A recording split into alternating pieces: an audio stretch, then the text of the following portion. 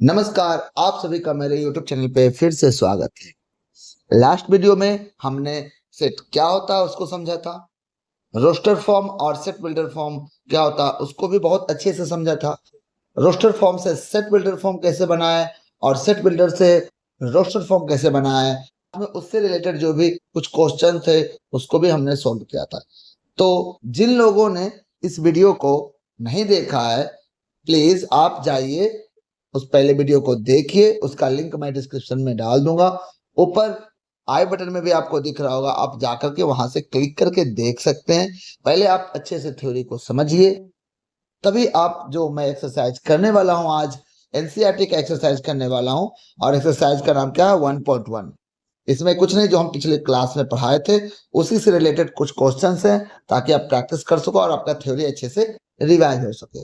तो चलिए हम क्वेश्चन को करते हैं। तो पहला क्वेश्चन में क्या लिखा हुआ है? आपके सामने क्वेश्चन दिख रहा होगा, which of the following are set. आपको बताना है कि सेट में से कौन है।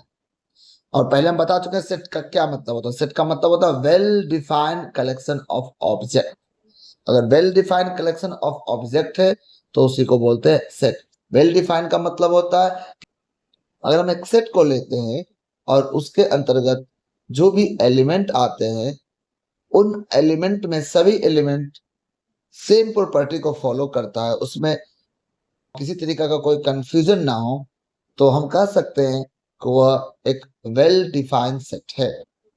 तो पहला क्वेश्चन देखिए क्या बोल रहा है, the collection of all month of year beginning with letter J. अब आप बताइए कि एक सेट बनाइए जिसमें जो पूरे साल का मंथ हो जिसका स्टार्टिंग लेटर जे हो। तो आप बोल सकते हो कि जून होगा और जुलाई होगा। अब बताइए जून और जुलाई में कोई कंफ्यूजन है? सब जे से स्टार्ट हो रहे हैं और सब क्या है? साल में आने वाले मंथ है। तो इसको बोल सकते हैं कि यह सेट है और वेल डिफाइंड है। तो हाँ, हम इसको सेट बोल सकते हैं। दूसरा, collection of 10 most talented writer of India. अब देखिए राइटर तो बहुत है इंडिया में, नो डाउट, लेकिन मोस्ट टैलेंटेड जो है इसको कैसे डिफाइन करें? कौन कितना टैलेंटेड है, इसका पैमाना क्या होगा, इसका क्राइटेरिया क्या होगा, किस बेसिस पे हम उसको मोस्ट टैलेंटेड बोलेंगे, यह बताना बहुत ही मुश्किल है।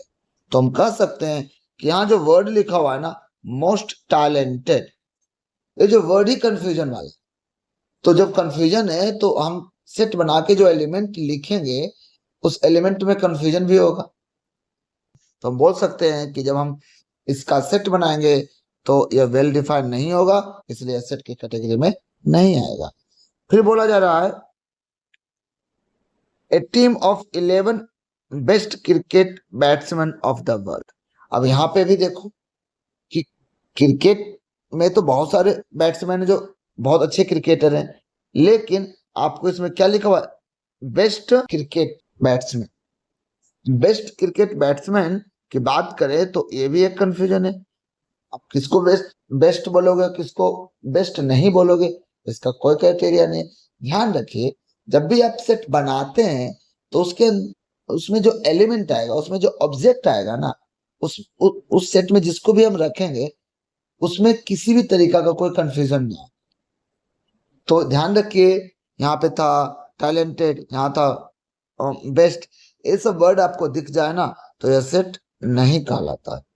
तीसरा कह रहा, the collection of all boys in your class. ठीक है, आपके क्लास में जितने बॉयज हैं उसको हम एक कलेक्शन बना सकते हैं, उसका एक अलग कलेक्शन बना सकते हैं, उसमें कोई प्रॉब्लम नहीं होगा। तो यह एक सेट बनेगा। Collection of all natural number less than 100। तो सही बात है, नेचुरल नंबर कहाँ से स्टार्ट होता है? वह स्टार्ट होता है 1, 2, 3, और बोल रहा है ऐसे चलते जाइए और 100 से कम रखे तो कहां तक जाना पड़ेगा? 99 तक। तो यह भी एक सेट है जो वेल डिफाइंड है, एक वेल डिफाइंड हो गया। The collection of novels written by Munshi Premchand. तो मुंशी प्रेमचंद तो एक राइटर है और उनके द्वारा लिखी गई जो किताबें हैं उसको उसका एक कलेक्शन बहुत अच्छे से बनाया जा सकता है, उसका एक सेट बनाया जा सकता है, इसमें कोई कंफ्यूजन नहीं है। तो यह भी एक सेट कहलाएगा। Collection of all even integer, even integer कहां से स्टार्ट होता है? तो इवन इंटीजर स्टार्ट होता है, ध्यान रखें प्लस माइनस नहीं लिखा। तो मान लीजिए एग्जांपल लेते हैं, मान लीजिए -4 -2 0 +2 फिर 4 एंड ऐसे ही आगे बढ़ते जाएंगे, इधर भी ऐसे आगे बढ़ते जाएंगे। तो कह सकते हैं कि इसमें जो एलिमेंट होगा उसमें नो डाउट सबके सब क्या होंगे? इवन होंगे, इसलिए कलेक्शन वेल डिफाइंड है, तो इसको बोलेंगे यह एक सेट होगा। अगला क्वेश्चन बोल रहा है the collection of questions in this chapter. हाँ, इसको भी अब जब एक कलेक्शन बनाएगा तो इस चैप्टर के अंतर्गत जितने भी होंगे और सेट से रिलेटेड होगा, तो बोल सकते हैं कि ये हाँ यह भी एक सेट कहलाएगा। The collection of most dangerous animal of the world, यहाँ जो वर्ड आया मोस्ट डेंजरस, ये कोई क्राइटेरिया नहीं है, मतलब बेस्ट यहाँ पे ध्यान रखें। तो अभी आपको ने क्या समझा कि जहां पे गुड लिखा हो, बेस्ट लिखा हो, टैलेंटेड लिखा हो, जब भी ऐसे कंफ्यूजिंग वर्ड आएगा तो हम बोलेंगे कि यह सेट नहीं है। यहाँ मोस्ट टैलेंटेड आया, मोस्ट आ गया, ये सभी के सभी वर्ड आपको अगर दिख जाए तो आप समझ जाइए कि वह सेट डिफाइन नहीं कर पाएगा अच्छे ढंग से, इसमें कुछ ना कुछ हमेशा कंफ्यूजन बना रहेगा। आगे देखते हैं, देखिए दूसरा क्वेश्चन में क्या बोल रहा है, एक सेट ए दिया गया, इसका जो एलिमेंट है वह 1 2 3 4 5 6, बोला गया इंसर्ट द एप्रोप्रिएट सिंबल। आइए इसको क्या बोलते हैं? इसको एप्सिलॉन बोलते हैं। इसका मतलब क्या होता है? बिलोंग्स टू, इसका होता है नॉट बिलोंग्स टू लिखते हैं। अब आप बताइए कि ये बताना हमको कि क्या यहाँ जो लिखा हुआ है 5 क्या ए का पार्ट है? क्या जो ये 5 है ए का एलिमेंट है? तो अब देखिए 5 यहाँ पे है, हाँ ए का एलिमेंट है, तो लिखेंगे 5 बिलोंग्स टू ए। यहाँ बोला क्या 8 ए से बिलोंग करता है? तो ए से बिलोंग नहीं करता है, तो एप्सिलॉन लगा के उसको कट कर देंगे। क्या 0 इससे बिलोंग करता है? तो 0 ए में नहीं है, तो इसको भी कट कर देंगे। क्या 4 बिलोंग करता है? तो देखो 4 यहाँ पे है, तो बोलेंगे हाँ 4 ए में बिलोंग करता है। इसको पढ़ेंगे कैसे? 4 belongs to A, 5 belongs to A, 8 not belongs to A, 0 not belongs to A, यहाँ 2 है तो 2 बिलोंग्स टू ए, मतलब 2 ए का एलिमेंट है। यहाँ बिलोंग का मतलब उसका एलिमेंट है कि नहीं ये बताना। 10 यहाँ जो 10 है, 10 not belongs to A, clear है? बिलोंग्स का मतलब उसका एलिमेंट होगा तो बिलोंग करेगा, उसका एलिमेंट नहीं होगा तो बिलोंग नहीं करेगा। अगला क्वेश्चन बोल रहा है write the following set in roster form. इसका मतलब ये क्या सेट बिल्डर फॉर्म में दे दिया गया, आपको रोस्टर फॉर्म लिखना है। रोस्टर फॉर्म में क्या बोले थे? इसके जितने भी एलिमेंट्स होंगे उसको एक एक करके लिखना पड़ेगा, इंडिविजुअली लिखना पड़ेगा। तो पहला क्वेश्चन में क्या बोल रहा है?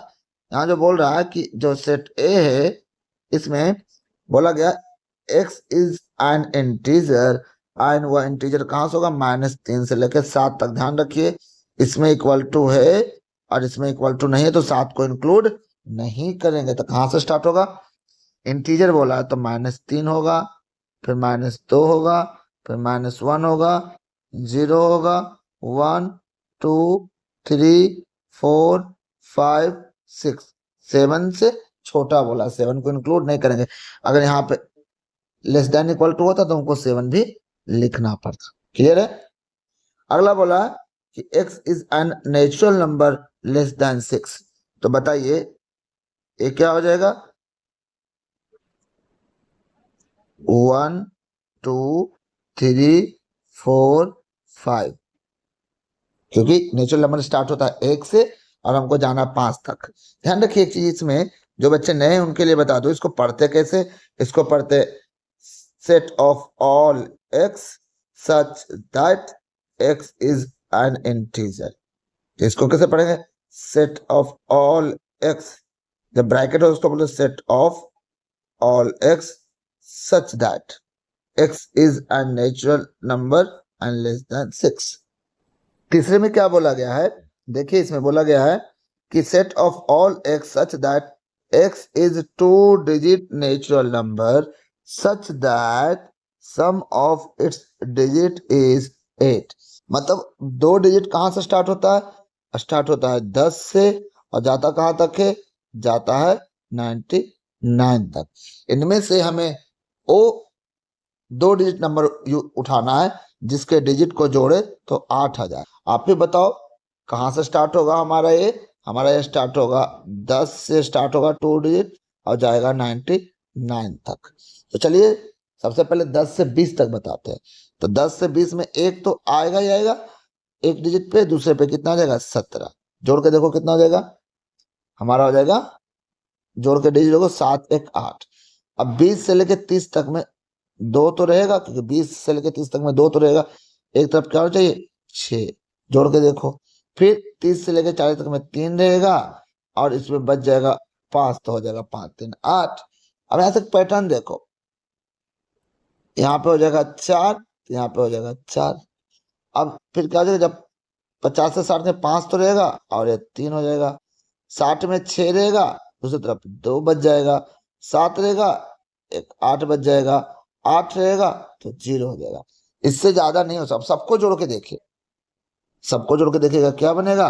एक 2 डिजिट नंबर भी होगा और उसको जोड़ने पे कितना मिलेगा? हमें 8 मिलेगा।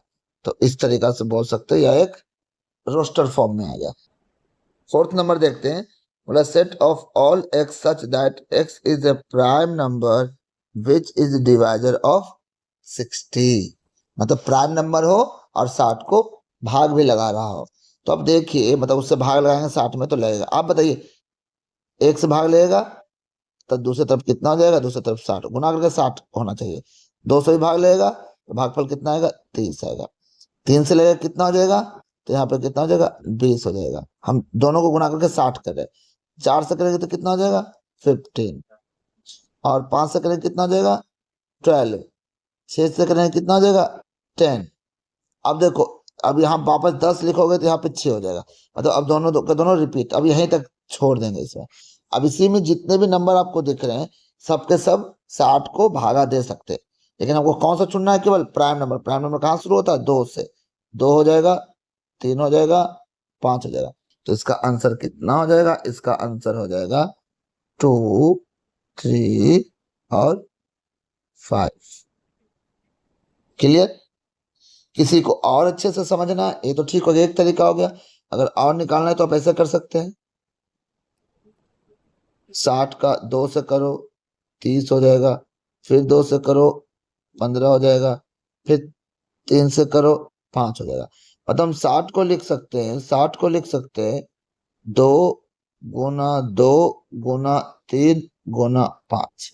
तो इसमें देखिए कौन कौन सा प्राइम नंबर आया? एक 2 आया, एक 3 आया, एक 5 आया। यहाँ से भी आप लिख सकते हो। तो निकालने का अलग अलग तरीका, आप तो 12th में पढ़ रहे हो तो ये सब चीजें आपको बताने की जरूरत हमें नहीं। ये सब जब 10th 8 में होता है तो उसमें हम अच्छे से समझाते कैसे कैसे निकालना होता है। अगला क्वेश्चन देखिए, the set of all letter in a word trigonometry. देखिए हम पिछले क्लास में जो बताए थे कि सेट में हम जितने भी एलिमेंट होते हैं उसको रिपीट कर सकते हैं, नॉर्मली अलाउड नहीं होता है, वो एक स्टैंडर्ड सेट नहीं कहलाता। तो हम क्या करेंगे, जो भी एलिमेंट एक बार लिख लेंगे, दोबारा उसको लिखने की कोशिश नहीं करेंगे। अगर लिख भी लिए तो कोई दिक्कत नहीं है। चलो स्टार्ट करते हैं यहाँ से टी से। टी लिख सकते हैं, इसका एलिमेंट है आर भी है, आई भी है, जी भी है, ओ भी है, एन भी है। ओ एक बार आओ आ चुका है तो इसको नहीं काट देंगे। एम हो गया, ई हो गया, टी एक बार आ चुका है इसलिए इसको कट कर देंगे। आर भी एक बार आ चुका है, कट कर देंगे, बाई हो जाएगा।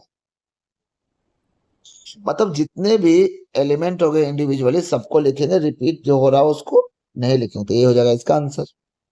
बोल रहा है the set of all letter in a word better. अब देखिए इसको देखते हैं। तो आपको क्या बोले, सेट बनाएंगे, जो रिपीट होगा उसको नहीं लिखेंगे, उसको एक ही बार लिखेंगे।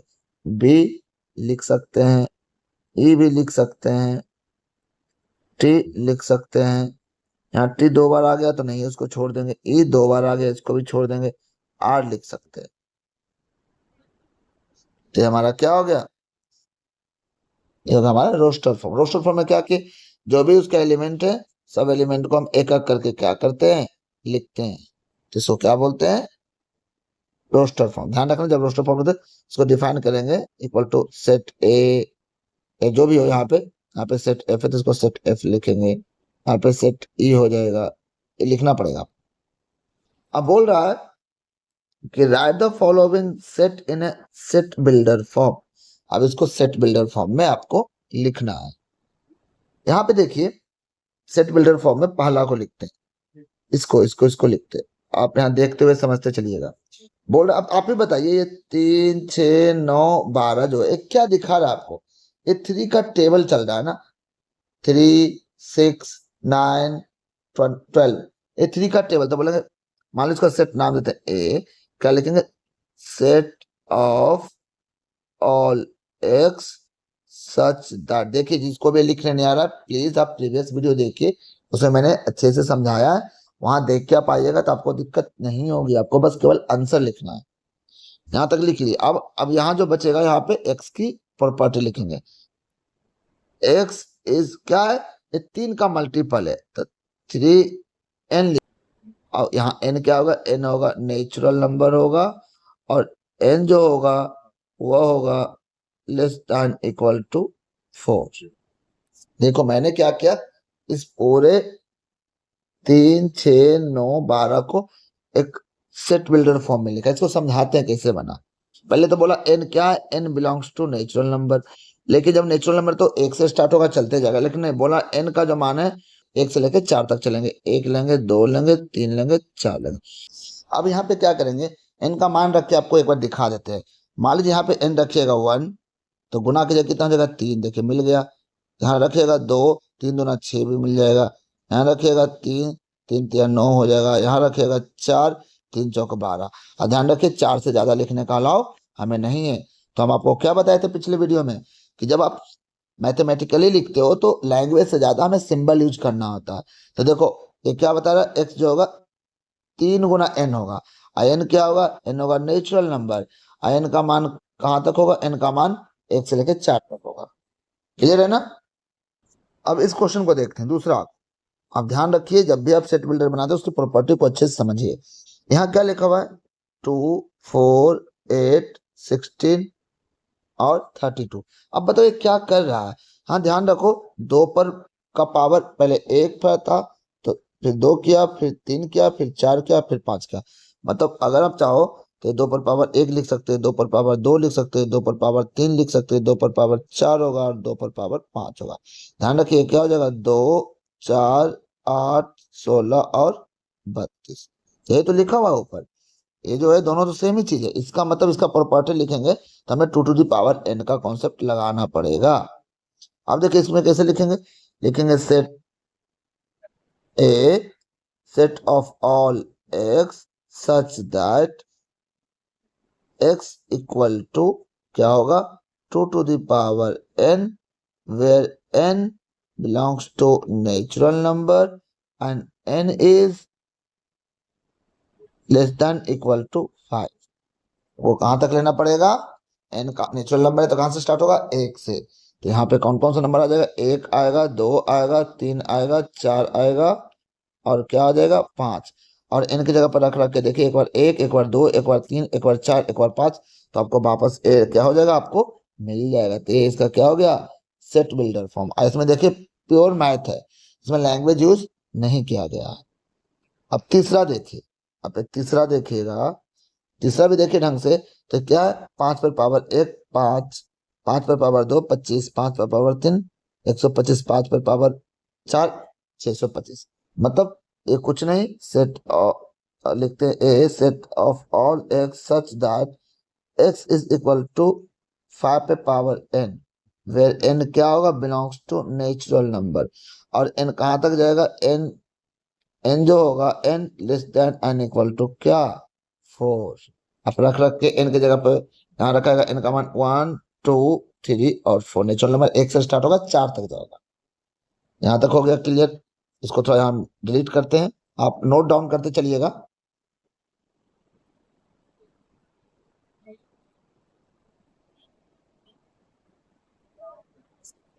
इसको देखते हैं। यहाँ क्या लिखा हुआ है, 2 4 6। अब ध्यान से देखिए तो 2 का टेबल है, यहाँ क्या लिखेंगे, set of all x such that x belongs to N. 2 का टेबल है, हर बार 2 गुना होगा, where N belongs to natural number are N. बस ये एन बिलोंग्स टू, क्योंकि यहाँ पे डॉट डॉट डॉट है, यहाँ जब डॉट डॉट डॉट है ये चलते जाएगा, जितना भी नेचुरल नंबर होगा सब इसमें इंक्लूड हो जाएगा। इसमें कोई कंडीशन नहीं कब रुकना है, रुकने का कोई कंडीशन नहीं। तो कोई भी नेचुरल नंबर हम इसमें यूज कर सकते हैं, 1 से लेकिन स्टार्ट करना। क्लियर है? यहाँ बोला हाँ, लेकिन अब बोल देगा नेचुरल नंबर कहाँ से स्टार्ट करना, तो n is greater than and equal to 1 बताना है कहाँ से स्टार्ट। नेचुरल नंबर तो 1 से लेकर कुछ भी हो सकता है, कहाँ से स्टार्ट करना है, तो n जो होगा 1 और 1 से बड़ा कुछ भी हो सकता है। अब जाके पूरा क्या हो गया, परफेक्ट हो गया। तीसरा देखते हैं, ये चौथा नंबर, 5वां नंबर देखते हैं। क्वेश्चन में क्या लिखा, 1 4 9 100। इसको देख के लग रहा है ना ये स्क्वायर है, 1 का स्क्वायर, 2 का स्क्वायर, 3 का स्क्वायर, 4 का स्क्वायर। तो इसको क्या लिखेंगे, एक सेट लेते हैं बी, इसको बताते हैं set of all x such that x equal to n to the power 2, x equal to n to the power 2, where n क्या, यहाँ x से स्टार्ट हुआ तो n belongs to natural number, और ये कहां से कहां तक जाएगा, n जो होगा कहां से कहां तक जाएगा, 1 से लेकर कहां तक, 10 तक। 100 कब आएगा, 10 तक। तो n is less than equal to 10। Clear? इसमें 1 से स्टार्ट होगा और जाते जाते कहां तक जाएगा, 10 तक। आप करके देखिए, ये वापस आपको मिल जाएगा। तो ये जो लिखने का है ना, ये आपको आना चाहिए। पहले उसका प्रॉपर्टी लिखिए, उसमें जो n लिखे वो किससे बिलोंग करेगा, और n का मान कहां से कहां तक चलेगा, ये आपको बताना पड़ेगा। अगर आप मान लीजिए इसको ऐसा नहीं लिखे तो n तो 1 2 3 4 5 6 10 12 कुछ भी हो सकता है, तो हमको इसको बांधना है। तो बोलेंगे जो n होगा वह होगा 10 और 10 से छोटे। क्लियर है? आगे देखिए क्वेश्चन नंबर 5 में, 5वां देखिए क्या बोल रहा है, list all the element of the following set. List करने बोल रहा है, इसका मतलब ये ऑलरेडी सेट बिल्डर में है, तो हमें इसको रोस्टर में कन्वर्ट करना है। अब आप ही देखिए क्या हो जाएगा, केवल एलिमेंट बताना है। इसमें क्या बोल रहा है, such set of all x such that x is an odd natural number. Odd natural number है, तो कौन कौन सा कहां से स्टार्ट होगा ऑड नेचुरल नंबर, 1 3 5 7 ऐसे चलते जाएगा, क्योंकि इसमें कोई कंडीशन नहीं बताया कब रुकना है। अगला बोल रहा है set of all x such that x is N integer, और कहां से कहां तक बोल रहा है, -1/2 से लेके 9/2 तक। अब आप ही बताओ कि 1/2 का मतलब कितना हो जाता है, 1/2 का मतलब हो जाता है -0.5, इसका मतलब हो जाता है 4.5। इसका मतलब -0.5 से लेकर 4.5 तक में कितने इंटीजर होंगे, तो आपको पता होगा। तो आप देखिए नंबर लाइन पे 0.5 से बड़ा लेना है, तो कौन सा आ जाएगा, तो ये आ जाएगा 0, फिर कौन सा आ जाएगा 1 2 3 और 4। इस सभी के सभी इसके नंबर होंगे, ध्यान से रखो। इसमें इससे बड़ा बोला है, हाँ बड़ा वाला सिंबल, और इससे छोटा वाला, तो 4.5 से छोटा 4 होगा और 0.1 से बड़ा 0 होगा। क्लियर? यहाँ क्या बोल रहा है, सी नंबर कि set of all x such that x is N integer, और बोल रहा है एक्स का जब स्क्वायर करे तो वह 4 और 4 से छोटा होना चाहिए। बोल रहा है एक्स का जो स्क्वायर करेंगे तो वह 4 और 4 से छोटा होना चाहिए, इंटीजर हो।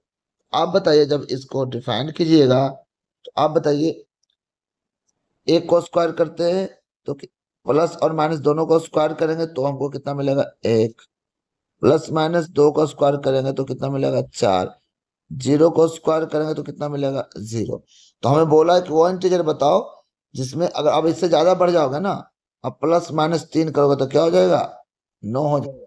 तो इसको नहीं लेना, मेरे पास कितने ऑप्शन हो जाएंगे, एक 0 हो जाएगा, +-1 हो जाएगा, +-2 हो जाएगा, तो यहाँ हो जाएगा -1, ढेर हो जाएगा, यहाँ पे +1 हो जाएगा, फिर -2 हो जाएगा, +2 हो जाएगा और 0 भी हो जाएगा। क्लियर? इसमें किसी का भी स्क्वायर करो वो 4 और 4 से छोटा है। बोल रहा है set of all x such that x is a letter of the word loyal. आपको बोला गया है ना, पहले बताया गया है पहले आपको कि जो भी हम सेट का एलिमेंट लिखते हैं रिपीट नहीं करना चाहिए। तो यहाँ पे एल एक बार आया, अभी ओ भी एक बार आया, फिर बाई भी एक बार अभी तक आया है, ए भी एक बार आया है, लेकिन एल एक बार आ चुका तो इसको यूज नहीं करेंगे। यही हमारा क्या हो जाएगा, रोस्टर फॉर्म। बोल रहा set of all x such that x is a month of the year not having 31 days. अब आपको बताना है कौन कौन सा मंथ है जिसमें 31 दिन नहीं होता। तो आपको पता है कौन कौन सा मंथ होगा। अब स्टार्ट करते जनवरी से। जनवरी में तो होगा, फेब हो जाएगा, मार्च भी होगा, उसमें 31 दिन होता है, अप्रैल हो जाएगा,